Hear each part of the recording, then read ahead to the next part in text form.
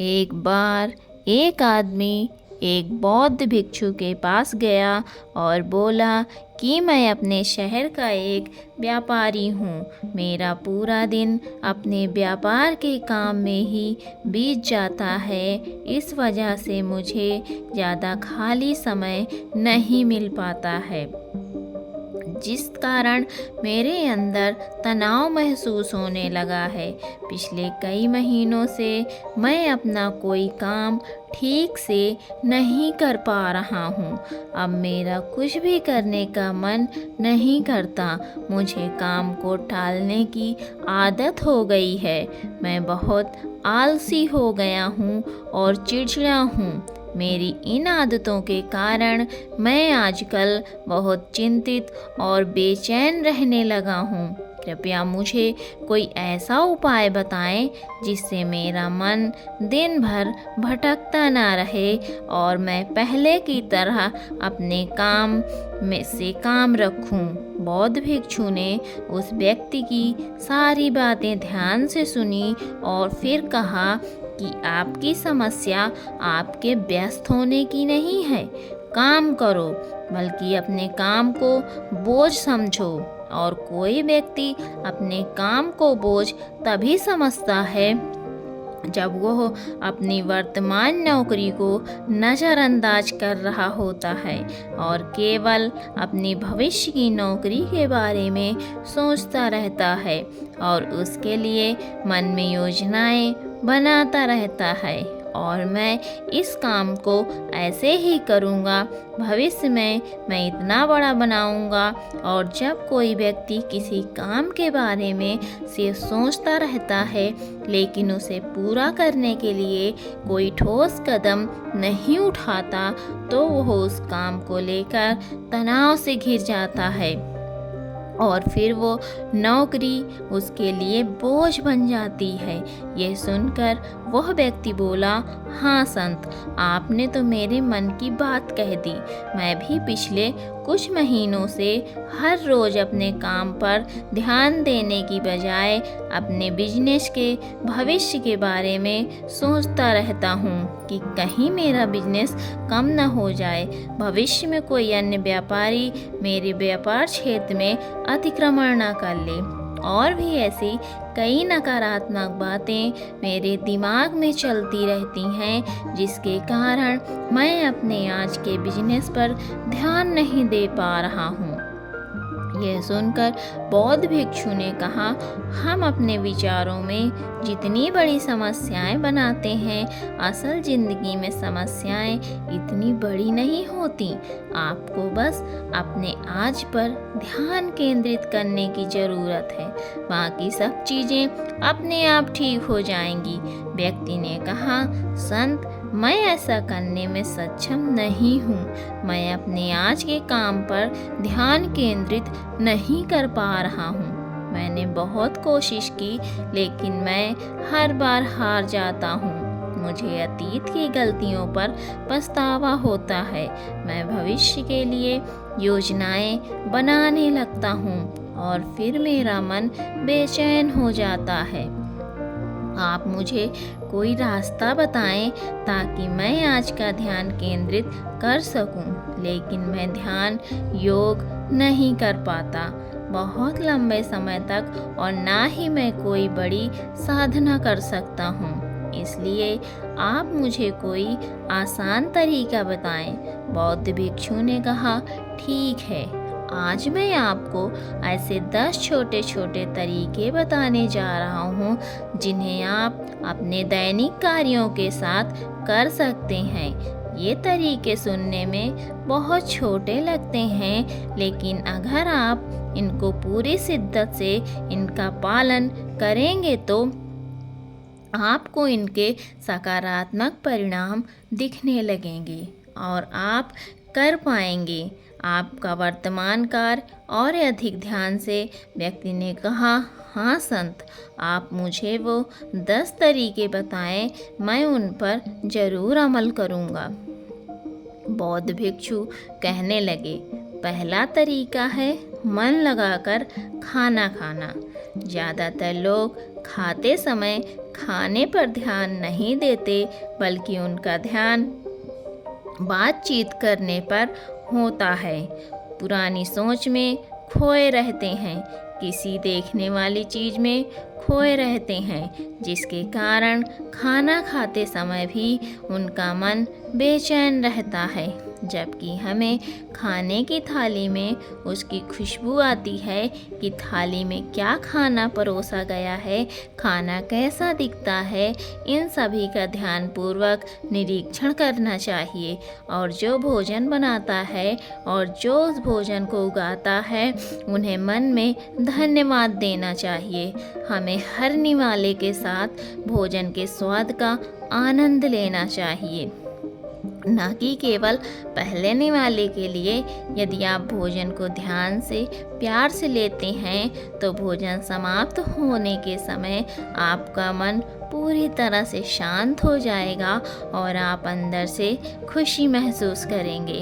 और यही कारण है कि पुराने भारतीय समाज में मौन रहकर भोजन करने की परंपरा रही है, क्योंकि मौन रहकर मन लगाकर भोजन करना भी ध्यान का एक तरीका है।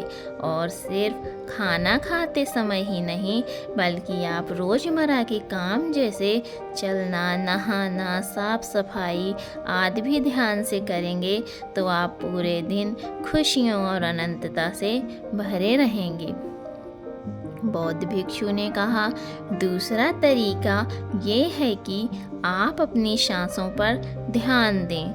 सांस लेना एक प्राकृतिक और लयबद्ध प्रक्रिया है जो स्वाभाविक रूप से चलती रहती है। जब हम अपनी सांसों पर ध्यान देते हैं तो ये हमें मन से शरीर की ओर ले जाती हैं। परिणाम स्वरूप हम अपने विचारों के भ्रम, भय और चिंता से मुक्त हो जाते हैं और इसे आप किसी भी समय कर सकते हैं। बुद्ध द्वारा बताई गई ध्यान की विधि में बताया गया है कि अपनी जाने आने वाली सांसों पर ध्यान केंद्रित करें। जब भी आप तनावग्रस्त हों या खुद को विचारों में उलझा हुआ पाएं, तो तुरंत अपना ध्यान अपनी आती जाती सांसों पर केंद्रित करें।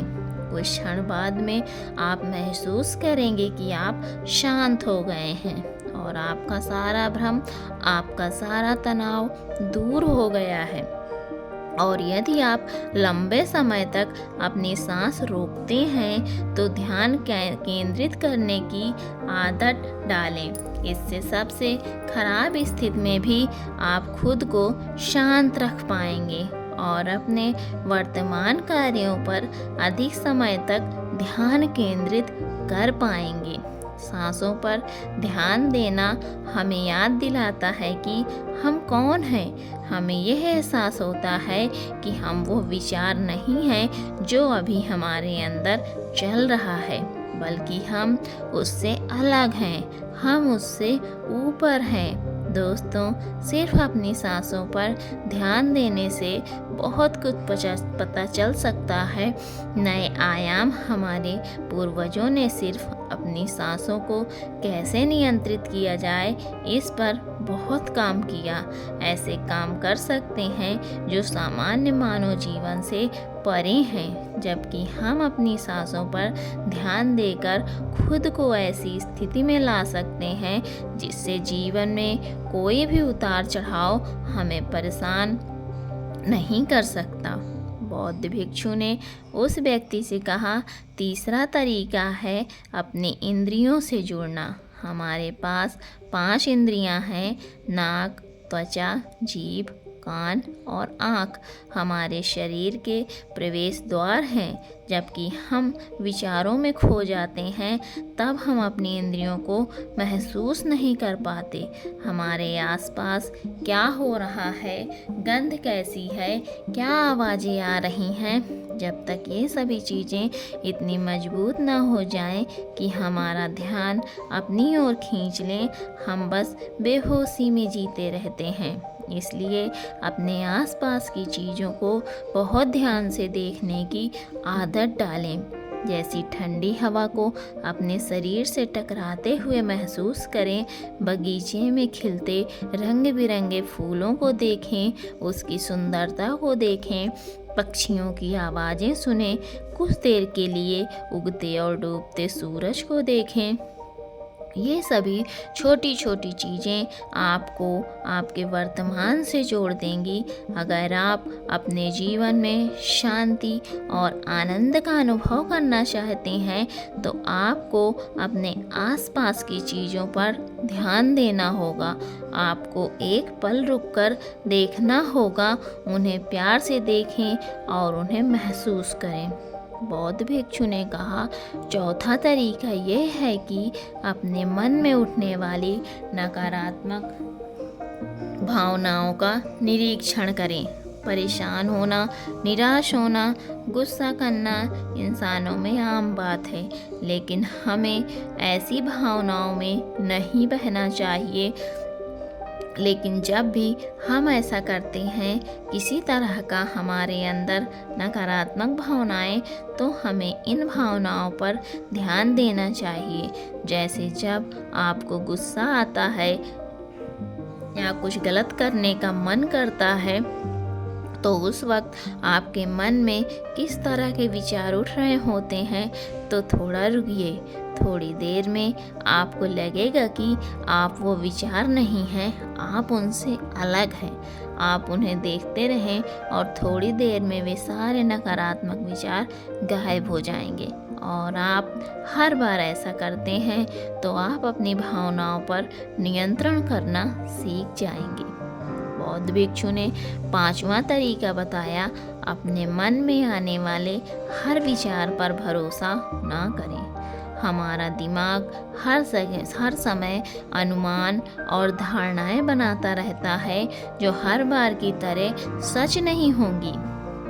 किसी व्यक्ति से मिलते हैं या कुछ नया देखते हैं तो तुरंत हमारा दिमाग उसके बारे में पूर्व धारणाएं शुरू कर देता है और फिर वो वस्तु या व्यक्ति उसे अच्छा या बुरा बनाकर हमारे सामने प्रस्तुत कर देता है और फिर हम अपने विचारों को सत्य मान लेते हैं और उस व्यक्ति या वस्तु को वैसा ही कहने लगते हैं। और कुछ लोग अपनी मान्यताओं को हल्के में ले लेते हैं और उस पर कायम रहते हैं, जबकि हमें प्रयास करना चाहिए स्वयं को किसी भी प्रकार की पूर्ण धारणाओं से मुक्त रखना और पूर्ण जागरूकता के साथ चीज़ों को वैसे ही देखने का प्रयास करें जैसे वो वास्तव में हैं। हमें अच्छाई और बुराई का आवरण नहीं ओढ़ना चाहिए। यदि आप पूर्ण साक्षी के साथ वर्तमान में रहते हैं तो बिना किसी पूर्व कल्पना के कुछ भी देखें और सुने तो यह आपको शांत और तनाव मुक्त रखेगा। बौद्ध भिक्षु ने कहा, छठा तरीका यह है कि प्रतिदिन कुछ समय के लिए ध्यान का अभ्यास करें। ध्यान करने के लिए घंटों बैठने की आवश्यकता नहीं है। दिन भर में 10 मिनट का ध्यान भी जीवन में सकारात्मक प्रभाव डाल सकता है। प्रतिदिन ध्यान करने से हमारे जीवन में नई ऊर्जा, उत्साह, शांति और प्रेरणा आएगी। हम पूरे दिन अंदर से खुश और शांत महसूस करते हैं। रोजाना ध्यान करने से आप स्वाभाविक रूप से वर्तमान क्षण में जीना सीखते हैं। बौद्ध भिक्षु ने कहा, सातवां तरीका यह है कि आपके पास जो कुछ भी है उसके लिए आभारी रहें। जीवन में खुशी लाने का सबसे आसान तरीका है धन्यवाद नहीं, बल्कि आभार व्यक्त करना। केवल वही चीज़ें हमारे पास होती हैं जो हमें वास्तविक आनंद देती हैं, लेकिन जो हम पाना चाहते हैं हम उसे पाने का रास्ता भी देखना शुरू कर देते हैं, क्योंकि कृतज्ञता से भरा हृदय समस्याओं पर नहीं बल्कि समाधान पर ध्यान केंद्रित करता है। आपके पास जो कुछ भी है उसके लिए अदृश्य सार्वभौमिक शक्ति को धन्यवाद देने से आपका जीवन जादुई रूप से बदल सकता है। आपको ये सोचना चाहिए कि आप कितने भाग्यशाली हैं कि आपके पास एक निश्चित चीज़ है। उदाहरण के लिए आपके पास है एक वंशानुगत व्यवसाय, और हम नहीं जानते कि ऐसे कितने लोग हैं जो आपके जैसा व्यवसाय करना पसंद करेंगे लेकिन उनके पास नहीं है। इसके अलावा आपको इसके लिए आभारी होना होगा कि आपकी थाली में रोज़ भोजन है, जबकि दुनिया में लाखों लोग भूख से मरते हैं, साधु ने कहा। बौद्ध भिक्षु ने कहा, 8वां तरीका यह है कि किसी दूसरे व्यक्ति से बात करते समय उसकी बात ध्यान से सुने, बिना यह सोचे कि हमें उससे क्या कहना है या उसे कैसे जवाब देना है। आपको सामने वाले व्यक्ति की बात ध्यान से सुननी चाहिए। आपको सामने वाले से बात करनी है, ना कि उसे जवाब देना है। लेकिन जब आप किसी से बात करते हैं तो उसकी भावनाओं को समझने के लिए अपने कानों, दिल और आत्मा से उसकी बात सुने और समझें। ऐसा करने से उस व्यक्ति के साथ आपका रिश्ता मजबूत होगा और यह आपके लिए अपना धैर्य और एकाग्रता बढ़ाने का भी एक अभ्यास है। और जब हम सुनते ज़्यादा हैं और कम बोलते हैं तो हम बहुत सारी परेशानियों से बच जाते हैं, जिससे हमारा मानसिक तनाव कम हो जाता है। और याद रखें, किसी भी व्यक्ति की बातों को ध्यान से सुनना उसका सम्मान करने का सबसे अच्छा तरीका है। बौद्ध भिक्षु ने कहा, 9वां तरीका यह है कि अपने महत्वपूर्ण काम के लिए एक समय निर्धारित करें। आपको अपने दिन का कुछ समय महत्वपूर्ण कामों के लिए अलग रखना चाहिए, जैसे काम का समय, नहाने का समय, सफाई का समय, खाने का समय आदि। समय के साथ महत्वपूर्ण कार्यों का वितरण यह सुनिश्चित करता है कि चीज़ें बिना किसी रुकावट के नियमित रूप से होती हैं। दिन के सही समय पर सही काम करने से हमारे जीवन में अनुशासन आता है और अनुशासन से जीवन में शांति और खुशी आती है। बौद्ध भिक्षु ने 10वां और आखिरी तरीका बताया कि जब भी आप कुछ करें तो अपनी रोज़मर्रा की गतिविधियों में जागरूकता लाने का प्रयास करें, इसलिए उसे वर्तमान में करने का प्रयास करें। हर बार आपका दिमाग अपने ही ख्यालों में खोया रहता है, लेकिन आपको खुद को वर्तमान में वापस लाना है और आपको इसे हर बार तब तक करना है जब तक यह आपकी आदत न बन जाए। और साथ ही आप यह देखने की कोशिश करें कि उस काम को करते समय आपके अंदर किस तरह के विचार उठ रहे हैं, और ये छोटा सा व्यायाम आपको वर्तमान में जीने में मदद करेगा। भिक्षु आगे कहा, शांति और आनंद कोई घटता नहीं है, बल्कि यह एक प्रक्रिया है जो हमारे जीवन के साथ चलती है। अगर हम सचेत होकर जीना सीख लें। इतना कहकर बौद्ध भिक्षु चुप हो गए और व्यापारी उन्हें धन्यवाद देकर चला गया। तो दोस्तों, आशा करती हूँ कि आपको इस कहानी से बहुत कुछ सीखने को मिला होगा। इस कहानी में बस इतना ही। मिलती हूँ अगली कहानी में, तब तक के लिए अपना ख्याल रखिएगा। धन्यवाद।